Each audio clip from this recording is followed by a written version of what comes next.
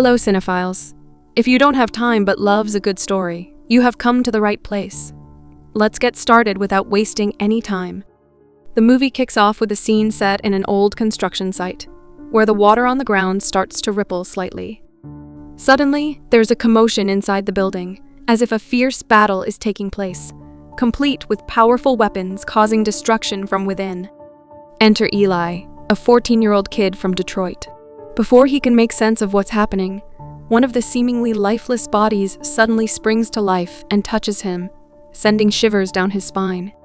Startled, Eli drops the weapon and bolts away in fear. When Eli returns home, his dad Harold is pretty upset. He's found out that Eli, his adopted son, got into a fistfight at school and got suspended. Harold is clear. He doesn't want Eli getting into fights. And he's sure Eli's late mom wouldn't want that either.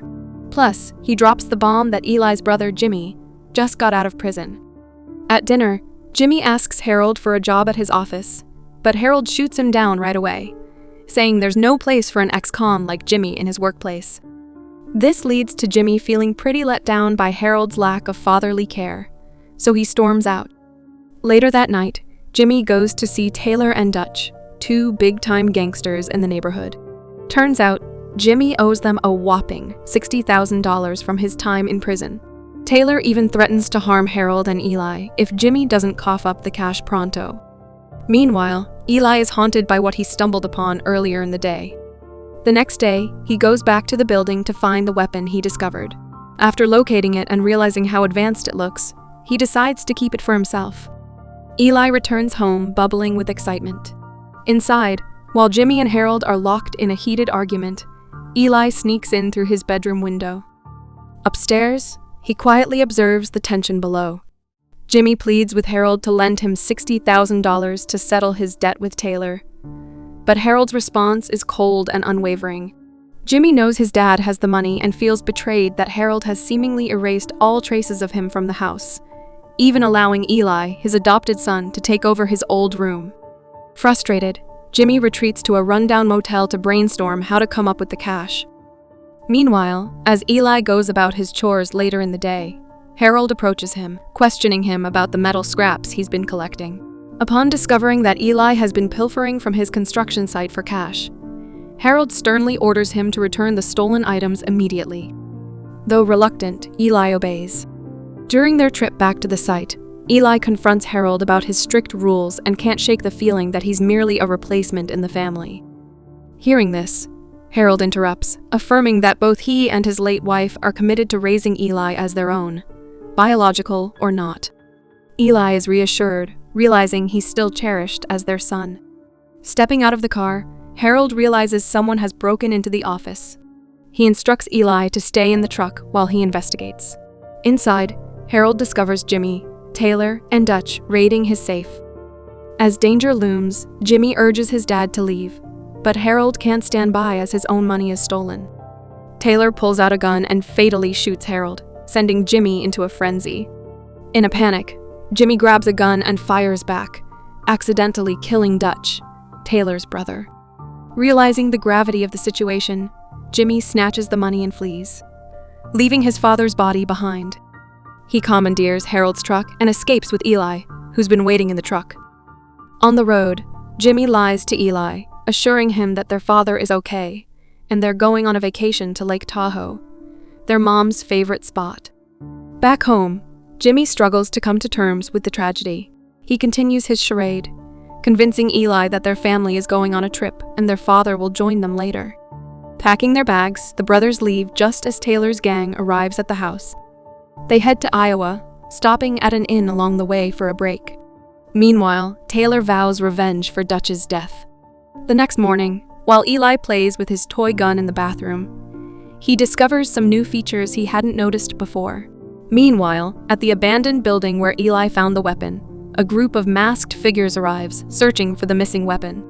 While taking a walk outside the inn, Eli feels a pang of longing for his father and decides to send him a message, promising to meet him in Tahoe. Unbeknownst to them, Taylor has Harold's phone and quickly tracks down the brothers' whereabouts. Later that evening, Jimmy believes it's time for Eli to toughen up and takes him to a strip club. There, They befriend a kind-hearted stripper named Millie, who compliments Eli, making him feel grown up. Smitten, Eli gives Millie all the money he has. Feeling a need to talk about their father, Eli approaches Jimmy, but Jimmy deflects and heads to the stage to dance with Millie. This angers Lee, the club owner, and his crew, who try to intervene. Jimmy throws money at them, but they continue to attack him despite Millie's pleas. Witnessing his brother being brutalized, Eli grabs the ray gun and threatens the assailants, accidentally firing a shot that blasts a hole in the wall. The gang is momentarily stunned by the gun's incredible power, giving Millie a chance to help Jimmy and Eli escape. Meanwhile, the armored figures detect a signal from the activated ray gun and swiftly head towards its location. After fleeing the club, Jimmy becomes intrigued by the weapon but realizes only Eli can operate it. They experiment with it and are amazed by its capabilities. Jimmy realizes he left the bag of money at the club and decides they need to go back for it. As night falls, Jimmy, Eli, and Millie find themselves short on cash for the inn, having spent all their money. Eli ends up sharing a room with Millie, where they discover a shared history of childhood abuse. Eli shows Millie a scar on his palm, a reminder of mistreatment by his biological parents, while Millie reveals scars from her own mother's abuse. Meanwhile, Taylor and his gang are en route to Tahoe. In the inn, Millie offers to help Jimmy retrieve his money from Lee. In exchange, she asks for a ride west, after which she'll go her separate way. Jimmy convinces Eli to use the gun's power to assist him, promising not to harm anyone. Eventually, Millie drives them to Lee's place. Disguised, the brothers sneak in quietly. While Lee is occupied with a card game, Eli uses the ray gun to control the crowd while Jimmy confronts Lee about the stolen money. When Lee's gang tries to intervene, Eli uses the ray gun to blow up one of their cars with a single shot. The trio make their getaway in another car. Meanwhile, the armored figures arrive at the strip club and learn about the events that transpired there. Utilizing virtual tracking equipment, they identify Eli as their target. With the bag of money in tow, the trio make their way to Nevada, indulging in the thrill of the casino and luxuriating in a fancy hotel. Amidst the flashing lights and excitement of the casino floor, Eli tries to reach his dad using Millie's phone. But his attention is abruptly captured by a news report on TV announcing his father's death in a shootout. Devastated, Eli seeks out Jimmy amidst the chaos, only to find the police closing in on them. Jimmy tries to calm his distraught brother and urges him to leave the casino, but their escape is thwarted as the police apprehend Jimmy. As Millie bids farewell from a distance, she silently signals to Eli before disappearing into the crowd. At the police station, their weapons, including the ray gun, are confiscated. Meanwhile, Taylor learns of Jimmy's arrest and wastes no time in mobilizing his gang to Sulico County. Inside the police station, Eli is granted a brief 10-minute visit with Jimmy. There, Jimmy begins to explain the truth of what happened that fateful day, but Eli, overcome with emotion, tearfully rebukes him and walks away. As tensions escalate, Taylor arrives at Sulaco County, fueled by a burning desire for revenge. As chaos erupts, Taylor begins his violent onslaught, taking down 2 police officers who try to intervene. Meanwhile, Taylor's gang breaches the wall to reach Jimmy's cell, prompting a tense standoff with the cops on the other side. Sensing the imminent danger, Jimmy and Eli start to panic. A wounded officer seeks refuge in Eli's room, handing him the key to the evidence lockup before being mercilessly executed by Taylor.